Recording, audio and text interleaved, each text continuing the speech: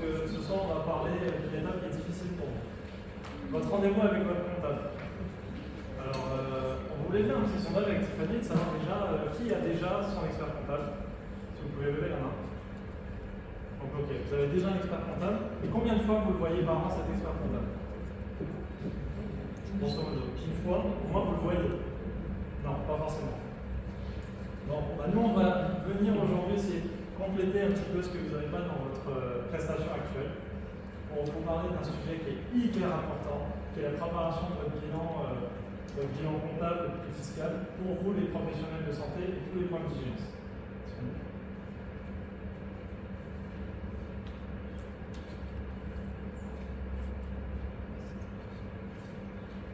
Ok. Alors aujourd'hui, on va aborder du coup ce que c'est le BNC. Pour bon nombre d'entre vous, vous savez déjà de quoi il s'agit. On va faire des rappels et expliquer plus en profondeur ce que c'est. On va voir comment gérer de manière efficace ses dépenses, ses factures et quelles sont les charges déductibles au niveau de votre comptabilité. L'optimisation fiscale, en quoi votre cabinet comptable vous aide à optimiser votre comptabilité. La fiscalité écologique, qui est une grande question. Et on posera l'argent sur l'immobilier.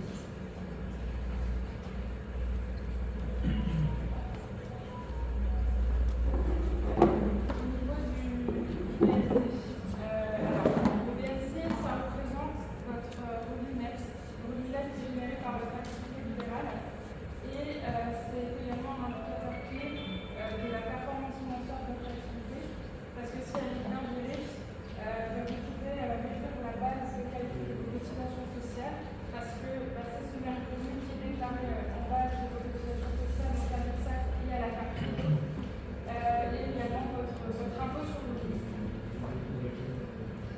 En fait, je peux revenir à la slide précédente. Nous, on est un cabinet d'expertise comptable, donc le cabinet Vagne Expertise qui s'implante à La Réunion, qui s'implante à Mayotte également, qui suit les professionnels de santé sur ces deux territoires. Et pour ce premier point que Tiffany a évoqué, si tu peux revenir sur la slide suivante, c'est que nous, en tant qu'experts comptables, on a l'obligation de vous guider dans votre régime fiscal. Pensez bien en fait qu'un expert comptable, qu'est-ce qu'il vous vend? Il vous vend de l'assurance. Il veut vous assurer que tous les conseils qui vous ont été donnés correspondent bien à votre activité, à vos besoins et à vos objectifs. Donc pensez bien à cette relation que vous avez avec l'expert comptable. L'expert comptable, lui, il est dans une profession réglementée comme vous, donc il a une obligation, un devoir de conseil. Ok, alors pour tout ce qui est du BNC, on l'a vu. Au niveau des régimes fiscaux qui s'appliquent à vous, il y a deux régimes. Donc d'abord le régime micro-BNC, ça c'est quand vous avez une activité avec de faibles charges, on va directement appliquer un abattement forfaitaire de 34% sur vos recettes. Et c'est ce même abattement en fait qu'on assimile aux charges, qu'on déduirait directement dans le régime réel.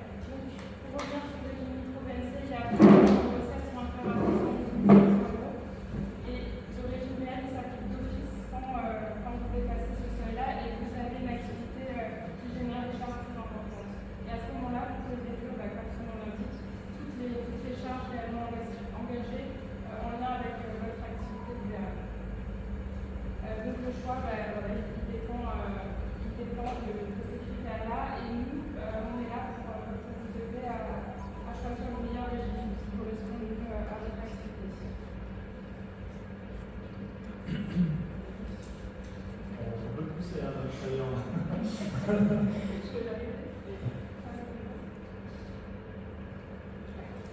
Ok, donc on va parler maintenant de la gestion de vos dépenses. Il y a pas mal de choses qui rentrent en jeu, donc il va falloir établir un budget réaliste parce que vous êtes dans une activité qui a amené à avoir des variations tout simplement d'activité. Donc il va falloir anticiper les charges en fonction des baisses de revenus, des hausses aussi parce que vous pouvez facilement vous faire attraper par l'URSSAF ou par le fisc. Donc il sera également impératif de conserver tout le justificatif pour pouvoir créer un maximum de charges pour votre activité et donc optimiser votre résultat. Donc si maintenant on parle des charges déductibles. Alors moi je veux juste interrompre une petite seconde parce que je me demande comment vous fonctionnez avec vos cabinets actuels. Pour notre part, on a décidé de travailler avec Penny Lane, qui est donc une société française qui se développe beaucoup, et pour laquelle on donne la possibilité d'avoir vos factures dématérialisées. Vous prenez la photo, vous conservez la facture, vous faites du mieux que vous pouvez pour conserver la facture. Voilà. En tout cas, la photo aide ensuite avec le scan OCR à faire directement les affectations comptables. Donc moi, ça vous permet de digitaliser dessus. En tout cas, nous, c'est le choix qu'on a fait pour les professionnels libéraux qu'on peut accompagner. Ok. Alors, sur les charges effectives professionnellement, la charge, elle doit rentrer dans votre activité professionnelle, elle doit être utile et pas excessive, ou fausse d'ailleurs. Donc, toute charge qui est utile à votre activité, vous pouvez la déduire. Donc, il faudra juste pouvoir le justifier auprès de l'administration fiscale en cas de contrôle. Pareil, en référence à la comptabilité de trésorerie, que ça vous dit déjà, vous pouvez simplement réduire les dépenses lors de l'année où vous les avez engagées. Comme l'exemple l'indique, si vous avez engagé une dépense en 2022, vous ne pourrez pas la réduire en 2023. Après, pour ce qui est des achats spécifiques en termes de montant, quand c'est inférieur à 500 €, on parle de charge. Quand c'est supérieur, ce sera immobilisé, c'est un traitement comptable. Et donc, amorti pour une partie de la charge sur plusieurs années. Et ensuite, voilà, je l'ai dit précédemment aussi, il faudra garder une trace de votre dépense et pendant 6 ans, il faut la conserver. Excusez-moi, je vais couper. Est-ce que quelqu'un est mis en 207 à pilote blanche, jaune? Voilà, ça gêne. Et après, on a un fourgon. Je demande 6 ouais. On ferme le.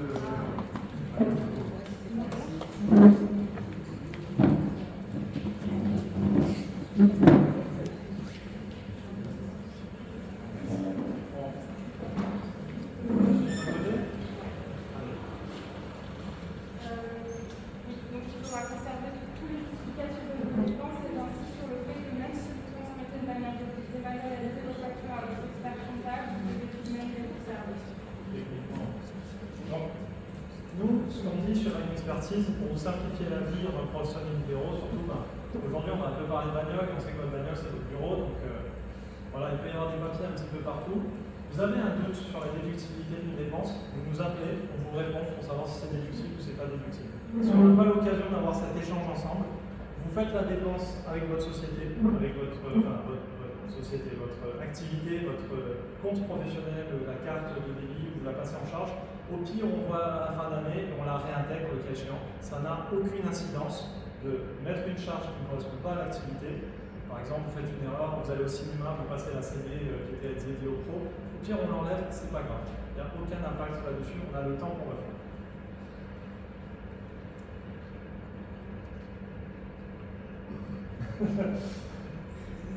On aurait dû commencer par la fin.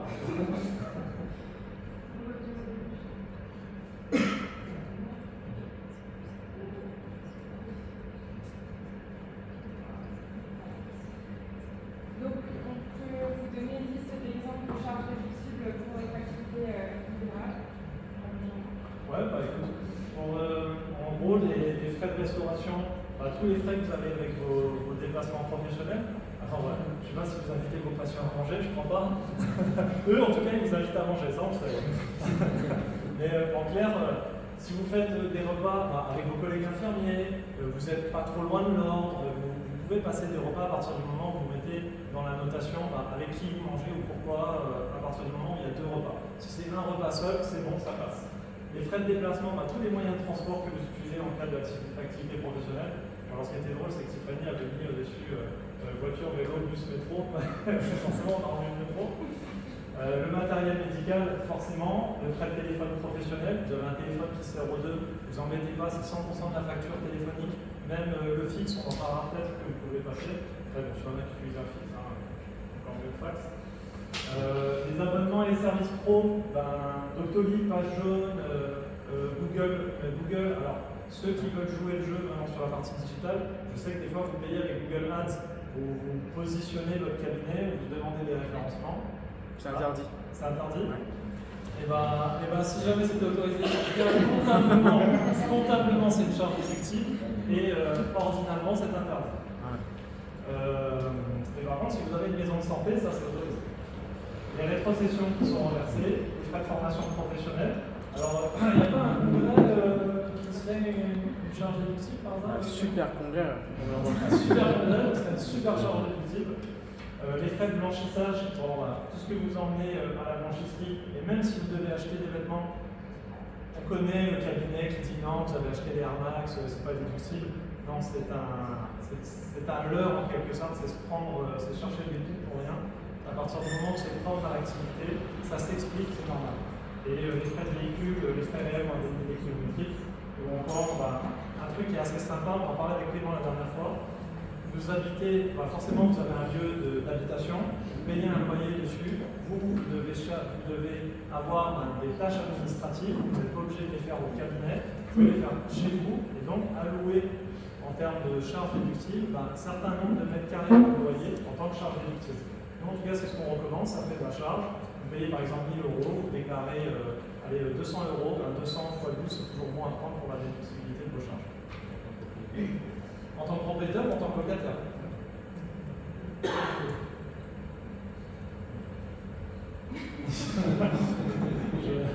je fais. C'est bon, on prend la suite.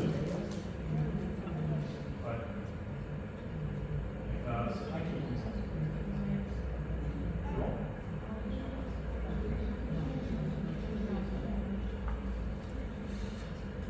Le temps qu'on tombe sur la slide, il y a une question qui vous vient à l'esprit sur la déductibilité des charges? Un truc qui vous parle? Ouais. Est-ce que mon comptable peut me donner le pourcentage de déductibilité en fonction de tel achat ou tel achat? Par exemple, une facture pour un super congrès, combien de pourcents c'est déductible? Oui, le comptable peut accorder une logique par rapport à la déductibilité de la charge. Typiquement, vous faites un congrès qui dure 5 jours, jeudi, vendredi, samedi, dimanche, lundi. S'il veut vraiment apporter une notion technique et qu'il veut vraiment sauvegarder la déductibilité de vos charges, il compterait que 3/5 de votre séjour, partant du principe que vous ne travaillez pas le samedi et le dimanche. Mais vous êtes professionnel libéraux et vous travaillez le samedi et le dimanche. Donc, pourquoi se prendre la tête des fois pour ce genre de choses-là, alors qu'on peut prendre quelque chose dans son ensemble? Ce qui est important à savoir, en fait, vous avez déjà la réponse. Parce que vous savez si c'est une charge qui est pour l'activité ou pas pour l'activité. Vous faites une session de jet ski quand vous serez un humoriste, c'est pas déductible.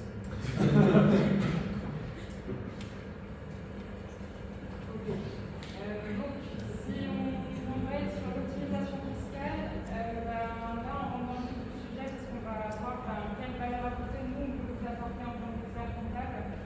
Donc, par exemple, les forfaits blanchissage, je ne sais pas si vous en avez déjà entendu parler ou si vos experts comptables l'appliquent dans vos comptabilités. Alors, soit vous passez directement vos vêtements professionnels dans une blanchisserie, dans un piscine, vous avez des factures ou alors il y a un forfait qui est appliqué. Donc ça correspond à l'entretien du linge professionnel que vous effectuez à votre domicile personnel. Donc là, on peut monter jusqu'à 1500 € par an de charge déductible. Finalement, ça n'existe pas réellement, mais c'est un forfait qu'on comptabilise. Donc ça vient afficher le résultat fiscal. Pareil, les salariés contrats, donc vous indemnités kilométriques et les frais réels, vous nous donnez tout et nous on s'occupe de calculer en fait qu'est-ce qui est le plus intéressant pour vous. Au niveau du crédit d'impôt formation dirigeante, toutes les formations que vous faites durant l'année, on a déjà vous demander également de transmettre vos attestations de formation parce que c'est sur ces mêmes attestations qu'on peut voir en fait combien d'heures de formation vous avez faites. Et donc jusqu'à 40 heures, vous serez bénéficier d'un crédit d'impôt dans la limite de 460 € par an, qui sera directement imputé sur votre impôt sur le revenu personnel.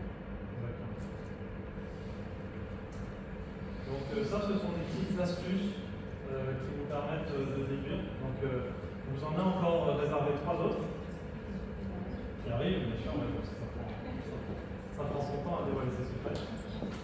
Bon, normalement c'est 4, 5, 6, mais comme c'est disponible.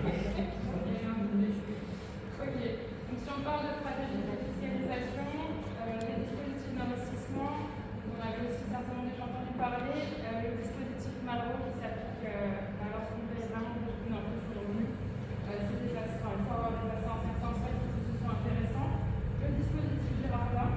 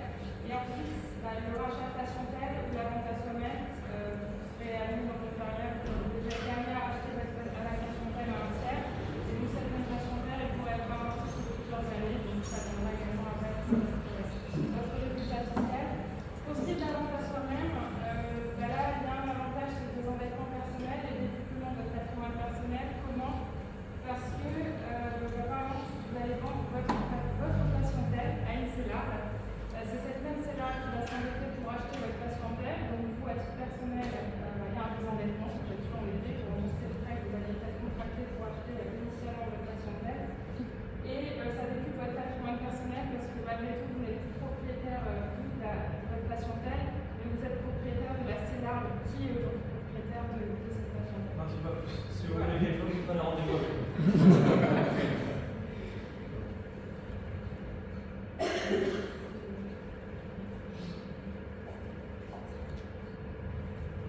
cette courte page de publicité, on vous a mis sur votre chaise plusieurs documents.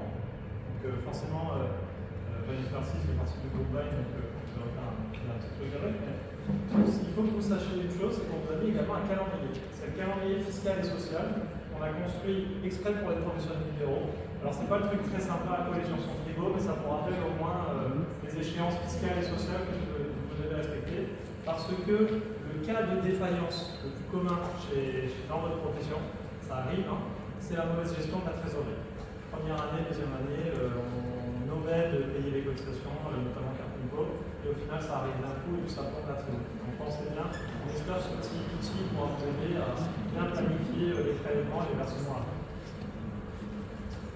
Ok, donc si on continue sur la thématique qu'on a actuellement, pour vous donner un exemple, donc le BNC, il ne tient pas compte en fait de la différence entre la rémunération et le bénéfice. Votre bénéfice, on considère que c'est votre rémunération et c'est même le résultat qu'on va reporter dans votre impôt sur le revenu. Alors que dans la CELAR, on dissocie les deux.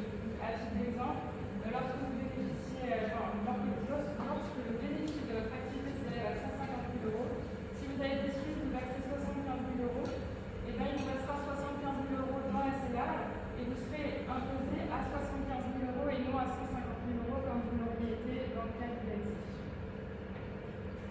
Donc vous pourrez optimiser votre trésorerie pour faire autre chose. Est-ce qu'il y a quelqu'un qui a fait un montage CELAR? Est-ce que vous pouvez lever la main, le CELAR? Une seule personne, merci. Oui? Oui, oui. Je pense que ça va être les cas.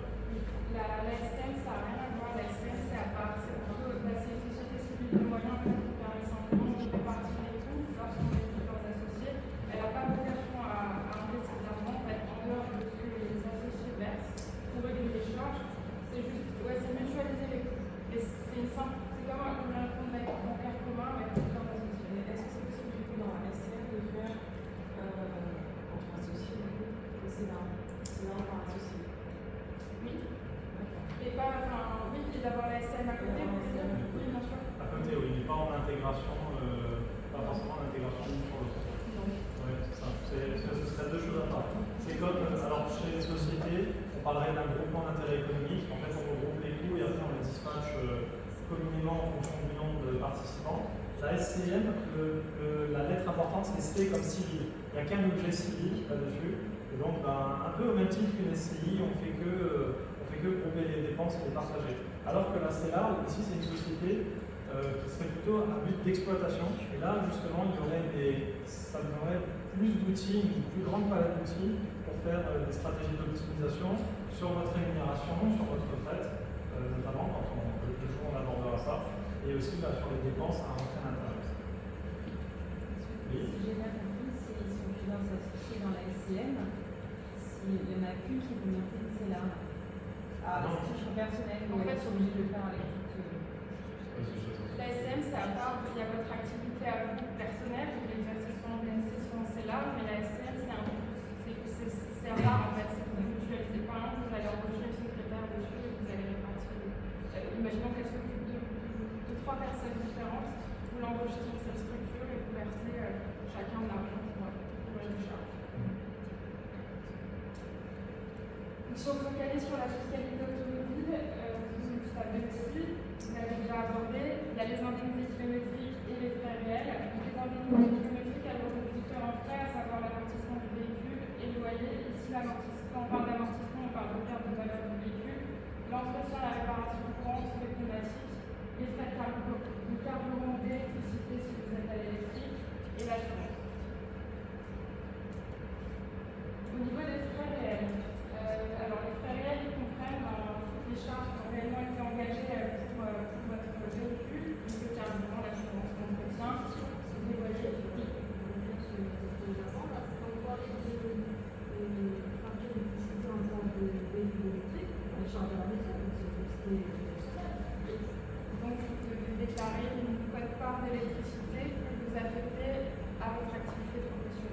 pouvez. Vous pouvez. Ouais. Voilà. Et là, encore une fois, c'est l'expert comptable qui vous aide à arbitrer en disant combien de kilowatts on peut déduire sur l'activité. Par rapport au kilomètre par jour. Oui, en fait, oui, c'est ça. C'est comme on en parlait tout à l'heure ensemble. Il y a un point où vraiment soyez sensibilisés à ça. Il faut que vous relevez le kilométrage de votre véhicule, ou des véhicules que vous prenez. C'est vraiment notre base de travail à nous, c'est vraiment la donnée qui peut permettre de faire ça. Alors, n'hésitez pas à tenir un carnet de bord comme un. Vous n'êtes pas transport Camalon, hein, vous n'allez pas écrire tous les jours quel kilométrage vous faites, mais au moins à minima une fois par année, début d'année, fin d'année, où on en est, ou sinon totaliser les frais, les déplacements à but professionnel. Parce que c'est là le piège, c'est qu'il faut savoir, c'est que on a fait comment.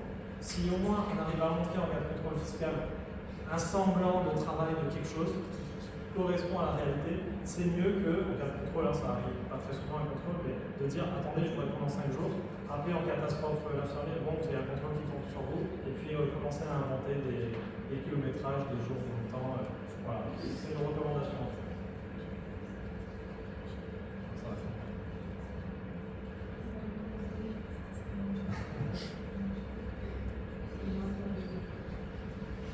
C'est ça. C'est peut-être notre réponse était peut-être trop courte. À la soirée.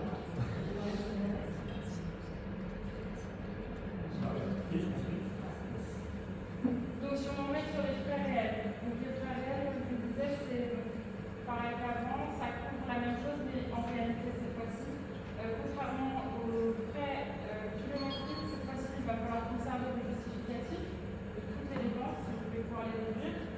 Donc, dans le cas où vous êtes propriétaire de votre véhicule, il y a deux cas qui se posent.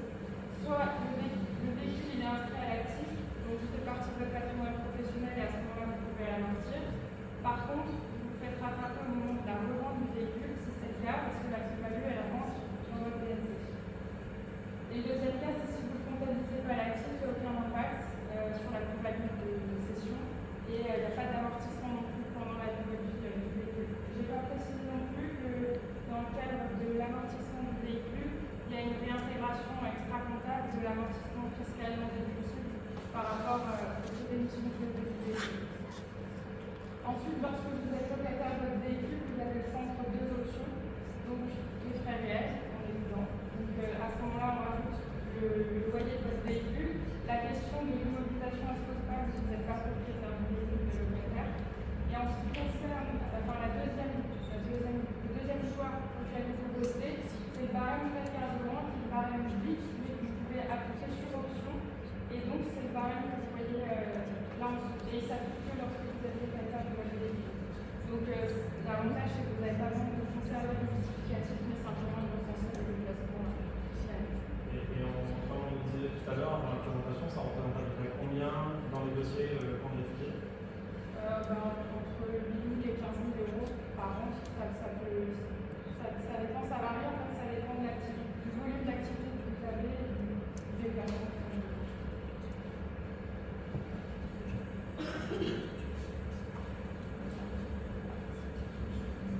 Donc, si on se focalise un peu sur les véhicules électriques, alors, ils rentrent dans vos frais professionnels, comme on l'a dit avant. Donc, on va se focaliser sur l'amortissement de la batterie et les aides à l'achat que vous pouvez bénéficier.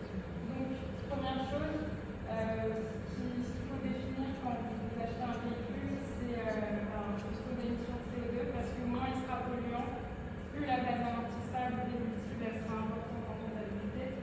Donc, là, ensuite, ce sera peut-être plus parlant pour vous. Donc, l'électrique, c'est ce qui émet le moins, donc c'est le plafond plus haut, et on va vers le plus polluant qui est le service. L'hybride, ça en fait deux.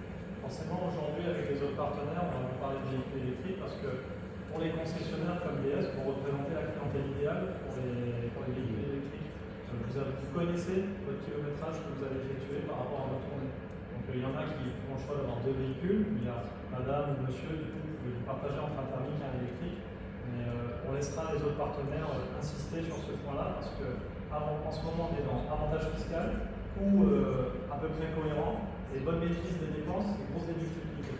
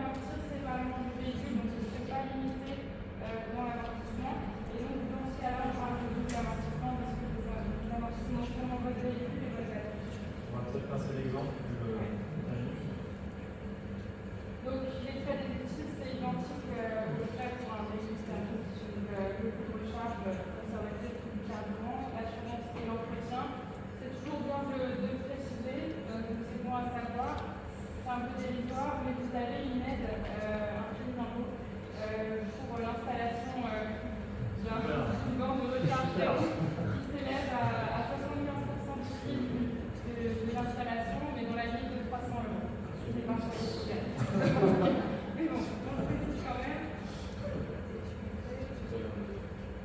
Ok. Pourquoi c'est important qu'on fasse cette présentation aujourd'hui? Comme je le disais au début, nous, on a envie de... Bon, forcément, on aimerait bien travailler avec vous, mais surtout, on a au moins envie de vous prodiguer tout ce que nous, on a appris tout au long de notre carrière, à savoir constituer un patrimoine.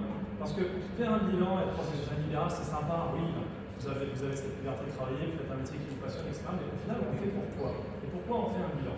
Donc, vous faites un bilan pour montrer la richesse de votre activité année par année. Et ça montre le patrimoine de votre activité. Le patrimoine de l'activité, ensuite, le cash qui en sort, normalement c'est une pocket, on en fait quoi après?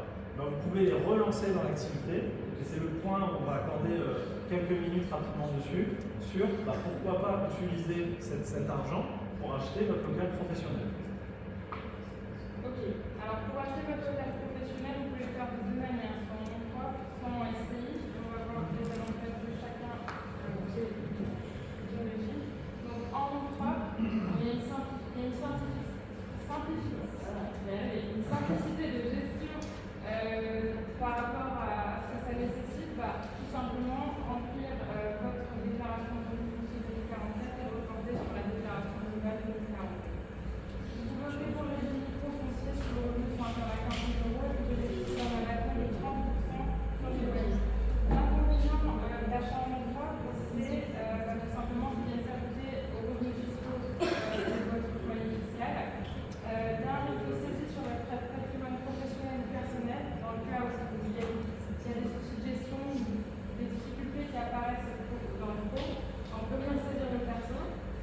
Il n'y a pas déduire tout ce qui est frais de notaire, frais de tous les coûts liés à l'acquisition du bien, frais de notaire, frais d'agent. Et les amortissements ne sont pas déductibles. Les déficits qui sont déductibles dans une certaine limite jusqu'à 10 ans, dans la limite de 10 700 € par an. Et la plus-value à la revente, elle est taxable sans réduction autre que l'abattement pour durée de détention, abattement qui, au bout de 30 ans, vous êtes exonéré d'impôt sur la plus-value.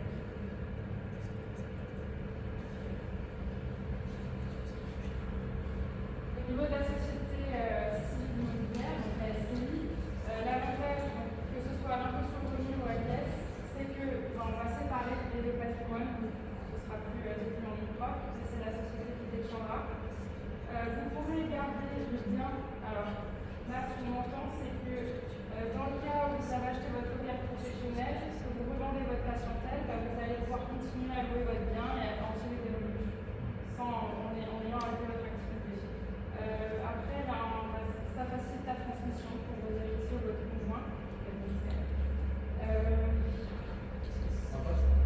Voilà, je pense que vous avez passé. Donc, vous pourrez opter pour l'impôt sur le revenu et l'impôt sur les sociétés.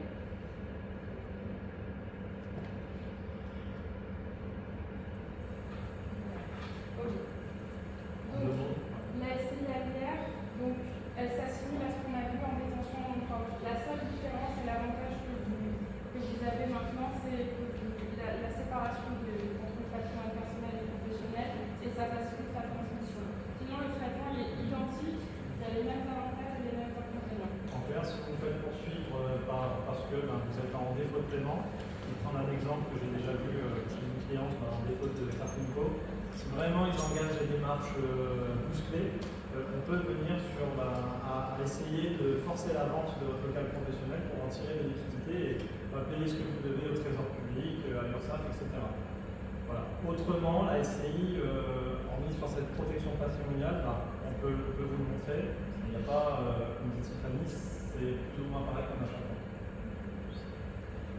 C'est à l'impôt sur les sociétés que ça devient plus intéressant parce que le taux d'impôt sur les sociétés il est à 15-25% selon le bénéfice imposable, plus ou moins de 42 500 €. Alors qu'à l'IA, vous pouvez monter jusqu'à 45% selon la tranche dans laquelle vous vous situez. Donc, pour ce qui est des amortissements qui sont déductibles de résultats fiscal, c'est tout l'intérêt. Par contre, vous êtes rattrapé à la revente parce qu'on va devoir réintégrer ces amortissements puisqu'on est en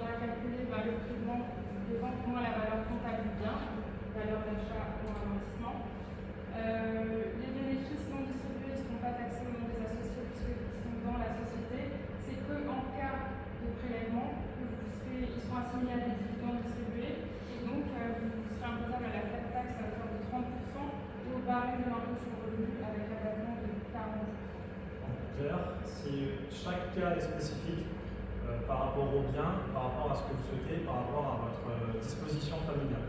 Donc c'est là où il vaut mieux ne pas prendre la décision seule, de passer par un expert comptable pour avoir le bon arbitrage envers le bien que vous voulez acquérir et la méthode d'acquisition de ce bien. Et aussi, de minimum. Ouais, on trouve toujours une personne avec une part symbolique. Cela, on peut acheter son cabinet. Sûr, c'est là, on peut acheter son On cabinet. dit aussi ou on a cela de nous? C'est possible de non placer là, mais il vaut mieux le séparer. En cas de session, de patientèle, en fait, on peut vendre, au lieu de céder seulement la patientèle, on peut vendre carrément les parts de la SCRA. Donc il y a des conséquences fiscales qu'on peut aborder en discussion, qu'on a un spécialisé. Où là, du coup, si on est dans une optimisation là-dessus, c'est pas mal. Et ce qui est un scénario qui est assez intéressant, vous exercez pendant 20 ans, vous cédez vos parts de CELA, vous conservez l'activité et l'acquéreur de votre activité devient votre locataire. Du coup, vous vous assurez une continuité des revenus ad vitam aeternam.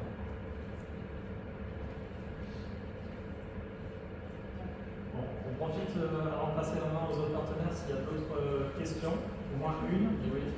Sur un véhicule électrique, ça se fait sur combien de temps? Sur 5 ans de véhicule? Oui, ça doit être favori. D'accord. C'est 5 ans. Ce qu'on vous propose, les autres questions, on les fait pendant le moment détente. Et je pense qu'on avait préparé une toute dernière slide. Ah, Là, il y avait une autre. oui, il y avait la conclusion, mais Il n'y avait pas un tableau. si, c'est à la fin. Bon, alors forcément, on remercie.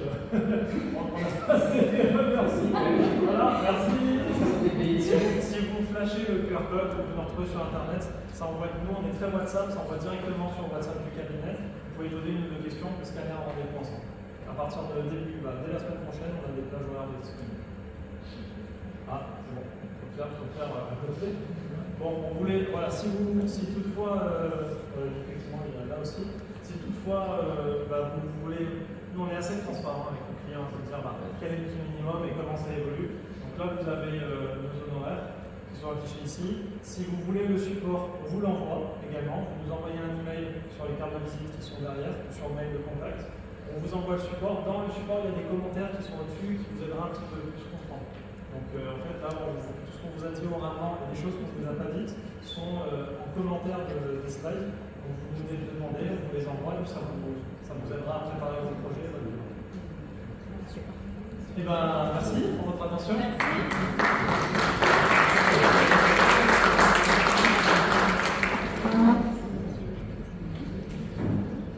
Moi, je vais poursuivre